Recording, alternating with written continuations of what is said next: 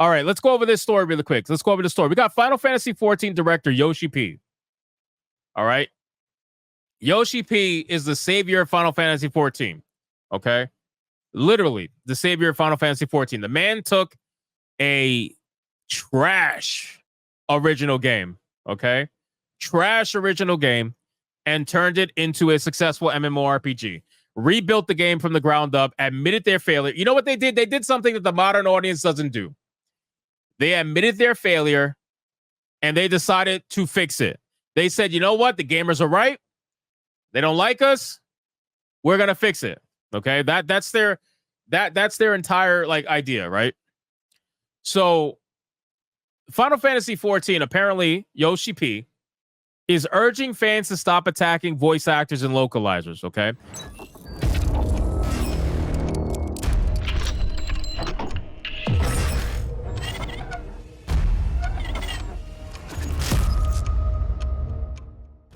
Now, this has to do with Woke Lamont, right? And I know I'm saying Woke Lamont as a joke, but it's Woke Lamont, right? It has to do with the voice actor behind Woke Lamont, because the voice actor behind this character is trans, okay? Now, I'm going to make something very clear, all right? I've said this many times in many videos, and I'm saying it in the video that's going out tomorrow so everybody can understand my notion on this. Just because there's a trans actor being hired to voice a character doesn't mean that it's automatically woke simply because of that, okay?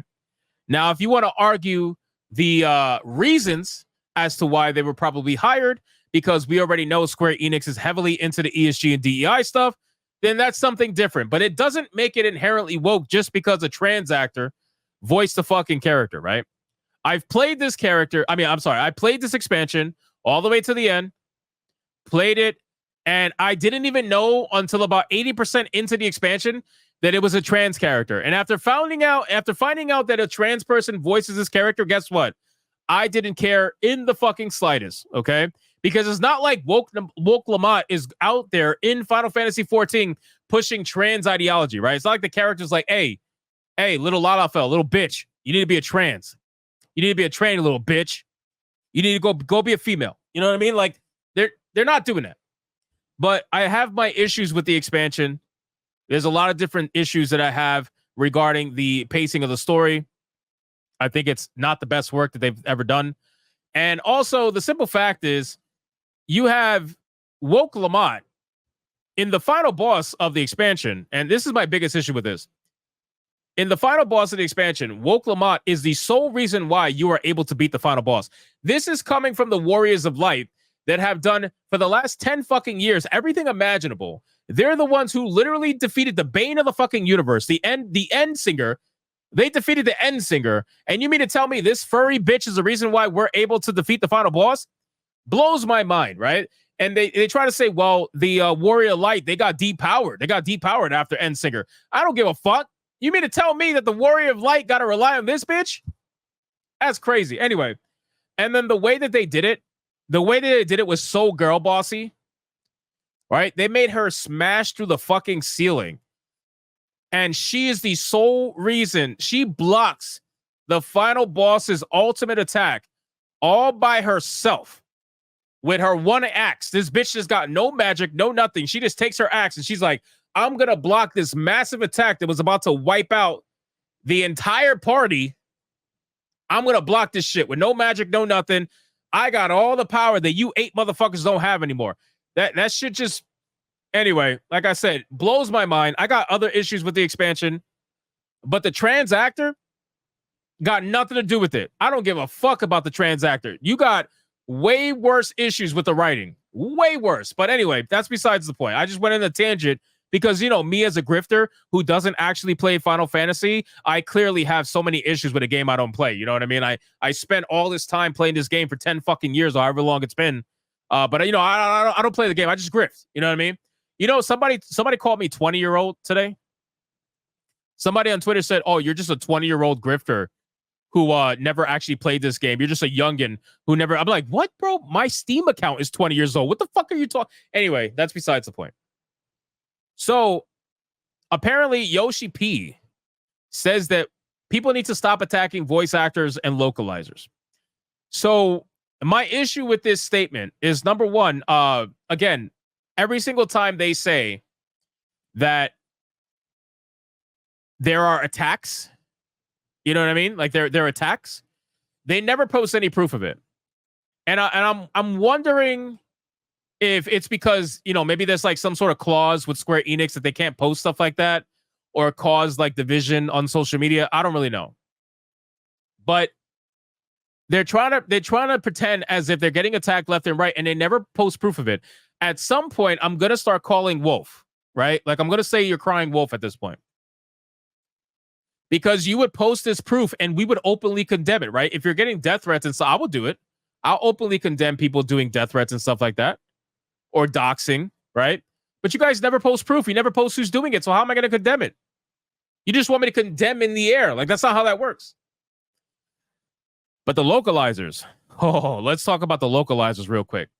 So you want me to be nice to these localizers who have openly admitted that they love ruining anime, manga, video games for people in the West?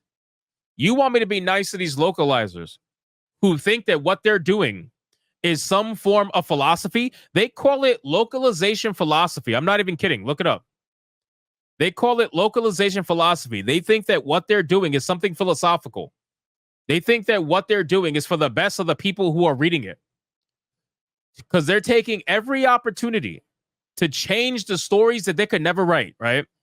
These people are lacking creativity to the max. So the only way they could get their stories out there is by wokeifying already what exists. That's the only way they could do it. So they take these stories that they know people love and that people are excited to experience in the West, and they're like, hold on, wait a minute. Hold my beer. I'm going to fuck it up for you. And then they get off on it, right? These women, they get no dick. They get off on it. They flick their beans to it. They're like, yes, I made a chud angry today. Yes. Fuck yeah. You know what I mean? Like, they get so excited. They get off on it. It's just the truth. So you want me to be nice to them? Yeah, no, I'm good. I'm good. They can go fuck themselves, bro. They can go fuck themselves. Truthfully. I mean, they do already because nobody else fucks them. But still, you know what I'm saying? Like, that's okay. Hey, it is what it is.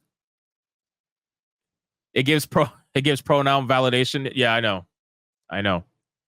So let's read what Yoshi-P actually said and not what the gamer thinks that he said, right? I want to read what he actually said. Let's see. Where is it at? Okay, so when asked about criticism aimed at the character of Wook Lamont, specifically, Yoshida explains that it's currently really difficult to discern valid criticisms about the game's story and Wook Lamont, and people who are just criticizing the character in relation to values. Yoshida then moves on to the abuse experienced by multiple people that worked on Dawn Trail, including Briar, and requests that fans do not direct personal attacks at them. Then they said, but I would very much like to request something. I would really like to ask that people do not direct personal attacks to the voice actors involved in development and also individual members of the localization team. So that's fine. Okay. And again, I'm okay with this because at the end of the day, there is going to be, studio heads, showrunners. They're going to defend their employees. I understand that. I get that. Defend your employees. Fine. But then can you also take some accountability for the actions of your employees and maybe why they're getting attacks in the first place? Most of the attacks that happen online do not happen for no reason. And they're going to want you to think that's the truth, but it's not. Most attacks online do not just happen just because. Most attacks happen online because something was said that a mass majority of people do not agree with. That's just the truth, right? So people do not agree with what you've been doing with Woke Lamont. They do not like the way you wrote the character. They do not like the way that you depowered the Warriors of Light. They do not like the way the story's being told. So they're attacking the character. But since somebody like Briar decides to make this character their entire personality and identity, by attacking the character, you are essentially attacking the trans voice actor, or at least that's how they're trying to push it, right? That's the narrative they're trying to put out there for people, but that's not how this works. People are attacking Woke Lamont, and only when people found out it was a trans actor well, then, yeah, people who are sensitive to the woke ideology being injected into everything, they said to themselves, well, you know, this bullshit with woke Lamont has to be because it's a trans actor. I don't agree with that. I don't think that's the case at all. I think it's terrible fucking writing that we're experiencing right now with this character, and her and this person being trans has absolutely fuck all to do with it. But people like The Gamer and people like Kotaku, they're going to take it and make it that.